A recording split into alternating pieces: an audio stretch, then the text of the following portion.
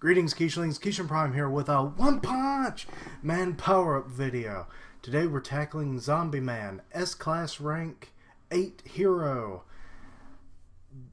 I don't think he has an epithet, so I don't have to worry about that. We don't even know his real name, which he might just be completely artificially made by Dr. Genius, so don't have to worry about that either. Okay, basically I'm doing this in lieu of a My Hero Academia reaction video this week, so I hope you enjoy. The first one is going to be fairly simple, no-brainer kind of weapon. It is a trench knife.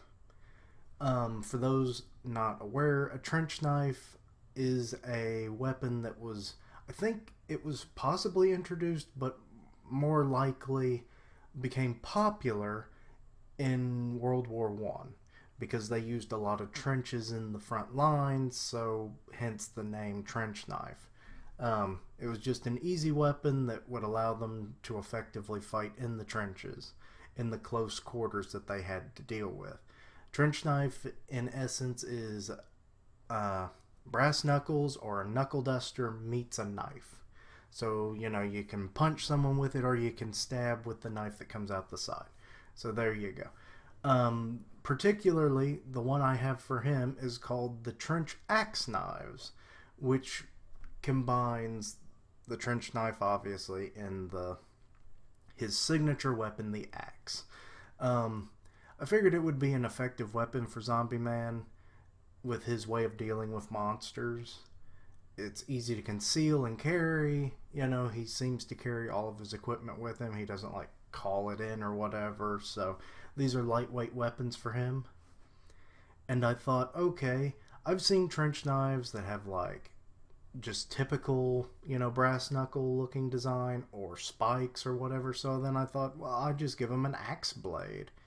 So if he ever gets in close quarters, it's like he can just cut you up that way. But due to his affinity with an axe and his healing factor in general, he can actually grab the blades themselves as handles and without worrying about cutting himself or not worrying about having to heal or losing fingers. He'd grow them back. He can throw them like throwing axes or throwing knives, hence it being a knife, but whatever. Also, that could expand if he gets a collection of throwing knives. That could be a weapon for him to use. Next is cybernetic implants. Simply put, it's with his connections in the Heroes Association and his high healing factor, I figure he could go through some very risky surgeries that would improve, like, say, his eyesight and his hearing. You know, eyesight can be improved by being able to telescopically zoom so you can see further. Infrared so that you can kind of like pick up heat signatures and whatnot. Or would that be thermal vision? Either way. And then recording. So like his eye becomes the camera. And then he can record what he sees, and then that can be used by the Hero Association and further like developments on a case that's going on or evidence, you know, things like that for investigations. And then hearing, obviously, is that he'd be able to hear further, maybe through thicker surfaces, like he'd basically be Watchdog Man, but not a dog. Yeah. So I figured this would help in his, like, on-the-job detective work, where, like, telescopic vision, like I said, he can, like, zoom in on clues and stuff that are too small for the human eye, or in a fight, the similar application of, like, when he's using his Desert Eagles, but, like, you know, it's kind of hard sometimes to aim at certain things. Well, when your eye can see quite a bit further, your aim is probably going to improve. You'll be a Deadeye. Or a Hawkeye, Eagle Eye, whatever term you want to use. So his firearms proficiency will further improve. Next, This one was showcased in kind of in two ways. One by Grim Reaper on the One Punch Man podcast that we did, it's been almost 3 weeks ago. So these ideas have been brewing in my head for a while. He brought up like reinforced skeletal structure.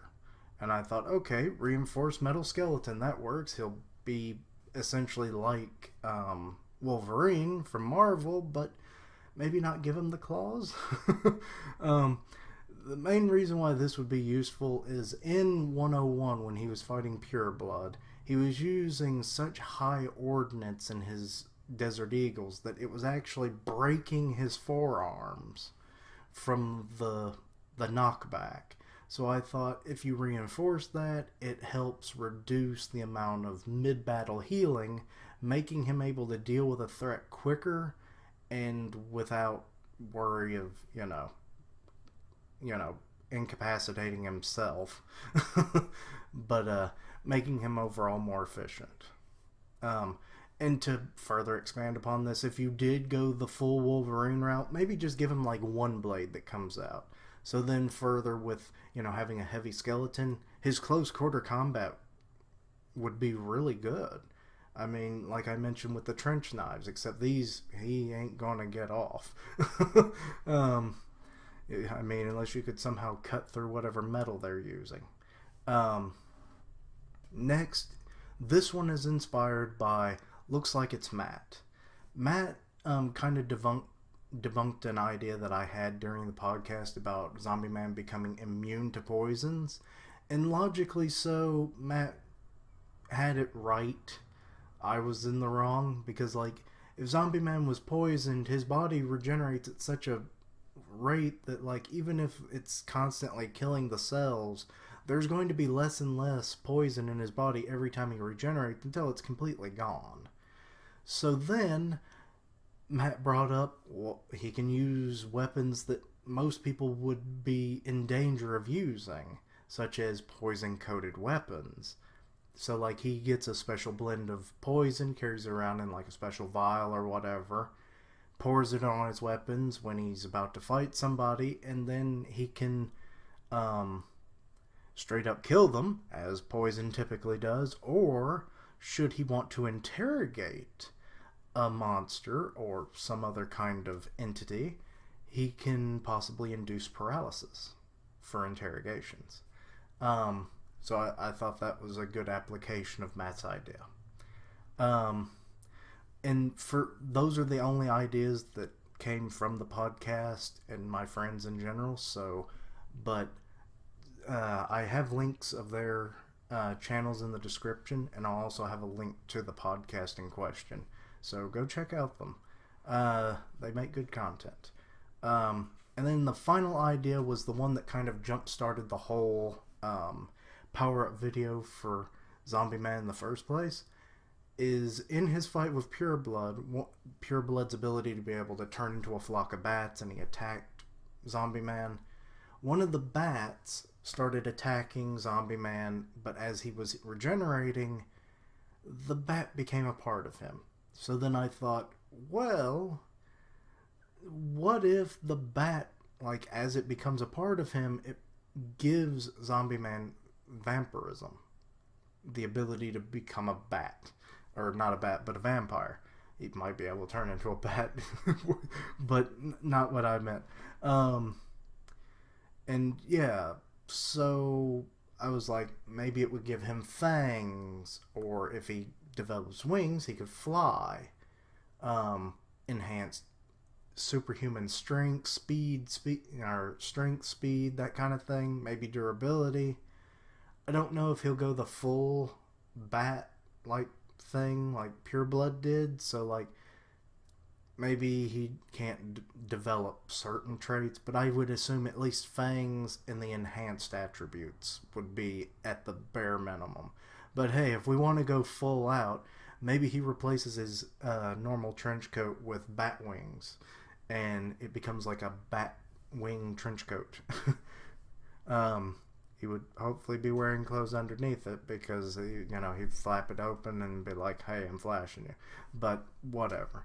Also, he could maybe use them as shields was another thing. So, yeah. That's about all I have really for him. I mean, I could go on more, but I'll save it for another video maybe sometime. But yeah, let me know what you thought. Links to everything that I said before, like my friends' accounts on YouTube, the podcast, my links to Twitch, Twitter, Discord, down below. Thank you for watching. Like, comment, and subscribe. And until next time, Quiche Lings, roll out.